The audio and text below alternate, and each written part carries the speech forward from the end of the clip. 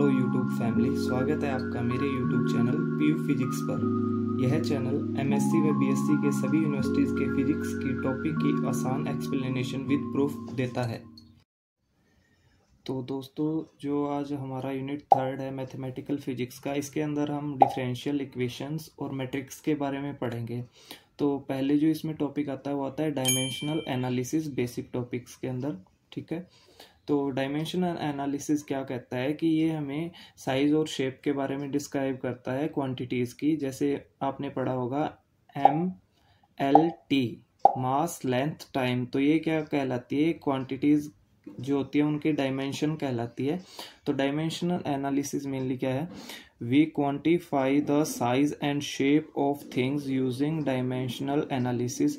कोई क्वांटिटीज़ है, उनके साइज़ और शेप के बारे में हमें पता करना है किसी चीज़ की। ठीक है, तो उसके लिए डायमेंशनल एनालिसिस यूज़ करते हैं। आपने मेनली देखा होगा जो क्वांटिटीज़ होती है MLT। ठीक है, तो ये डायमेंशनल एनालिसिस के अंदर ये क्वांटिटीज़ यूज़ होती हैं। The basic concept of dimension is that we can add and subtract only quantities with the same dimension। Jin quantities का dimension same होगा उनको हम add और subtract कर सकते हैं। ठीक है, two physical quantities can be equal only if they have the same dimension। two physical quantities हैं can be equal only if they have the same dimension. अगर उनका डायमेंशन सेम है तभी वो फिजिकल क्वांटिटीज इक्वल कहलाएंगी। ठीक है, तो इसके मेनली डायमेंशनल एनालिसिस का डेफिनेशन क्या होता है, डेफिनेशन के अंदर लिखेंगे the study of the relationship between physical quantities with the help of dimension and unit of measurement. जो इनके रिलेशन बिटवीन फिजिकल क्वांटिटीज़ है वो कैसे निकालते हैं, डायमेंशन के द्वारा और यूनिट ऑफ मेजरमेंट के द्वारा। ठीक है, तो dimensional analysis is also called factor label method और यूनिट फैक्टर मेथड। जो डायमेंशनल एनालिसिस है उसको और किस नाम से बुलाते हैं, factor label method and unit factor method के अंदर। जैसे एग्जांपल लेते हैं हम एक, time is equal to distance upon speed. तो इसका जो डायमेंशन रहेगा दोस्तों टाइम का वो होता है T, डिस्टेंस का होता है L length.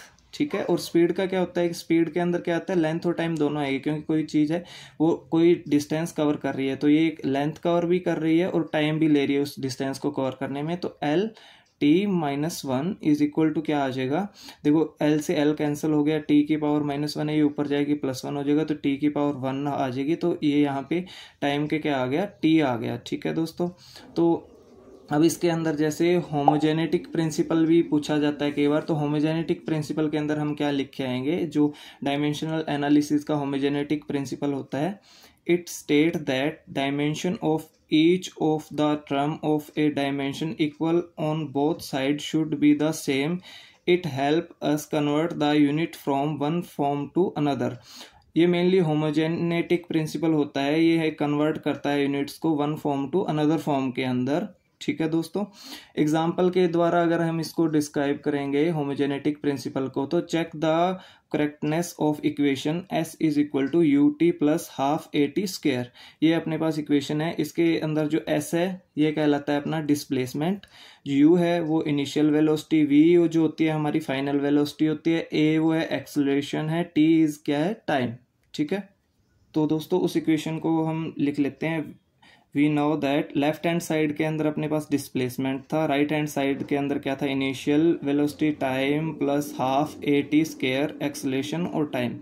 Left hand side के लिए हम डायमेंशनल फॉर्मूला लिखेंगे, तो S इज इक्वल टू क्या आ जाएगा, L1 M0 T0। ये इक्वेशन आ गई हमारे पास first. For right hand side dimensional formula क्या रहेगा, UT plus half AT square के लिए, U के लिए आ गया L1 M0 T-1 और T के लिए क्या आ गया, L0 M0 T-1 plus half constant है तो इसका कुछ नहीं रहेगा, A का क्या रहेगा, L1 M0 T-2।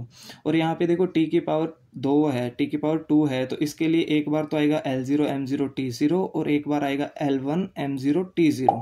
ठीक है दोस्तों, तो so from equation first and second we get, first और सेकंड इक्वेशन से हमें क्या प्राप्त होगा, जो बाकी टर्म्स है वो कैंसिल आउट हो जाएगी, एस की जो है L1 M0 T0, S की जगह L1 M0 T0 लिख दिया, is equal to half a t u t plus half a t square को इसके द्वारा सॉल्व करेंगे तो ये टर्म्स जो है आपस में कैंसिल आउट होके हमारे पास ये टर्म बचेगी सिर्फ L1 M0 T0, क्योंकि ये प्लस है, ये पावर -2 है, यहाँ पे T -1 L1 है, L1 है, तो ये आपस में ये जीरो होके ये हमारे पास जो टर्म बचेगी लास्ट में एक, ये क्या बचेगी L1 M0 T0। Then left hand side is equal to right hand side.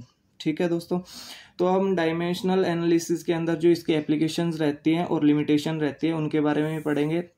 तो उसमें जो फर्स्ट एप्लीकेशन आती है, एप्लीकेशन रहती है to check the consistency of dimensional equation. जो एप्लीकेशन रहती है to check the consistency of a dimensional equation. वहीं जो फर्स्ट लिमिटेशन रहती है वो रहती है it does not give information about the dimensional constant. जो हमें डायमेंशनल एनालिसिस है वो हमें इंफॉर्मेशन नहीं देता डायमेंशनल कांस्टेंट के बारे में। ठीक है दोस्तों, सेकेंड जो एप्लीकेशन है उसमें रहता है to drive the relation between physical quantities in the physical phenomena. Physical phenomena के अंदर जो फिजिकल क्वांटिटी है उसके बारे में जो रिलेशन रहता है उसके बारे में ये ड्राइव करता है जो डायमेंशनल एनालिसिस होता है। बट लिमिटेशन रहती है it gives no information about whether a physical quantity in a scalar और वेक्टर। हमें जो फिजिकल क्वांटिटीज़ की जो स्केलर एंड वेक्टर क्वांटिटीज़ होती हैं उसके बारे में कोई इन्फॉर्मेशन नहीं मिलती इसके द्वारा जो हमारे रहते हैं अपने डायमेंशनल एनालिसिस उसके अंदर। ठीक है, to change unit from one system to another. जो डायमेंशनल एनालिसिस है उसके अंदर जो रहता है वो जो चेंज होती है unit one form to another form के अंदर चेंज हो जाती है। जो लिमिटेशन रहती है the formula containing trigonometric function, exponential function, logarithm function can not be derived। जो ये फंक्शंस रहते हैं इनके अंदर जो फॉर्मूला होता है वो ड्राइव नहीं करता इन फंक्शंस को। ठीक है दोस्तों।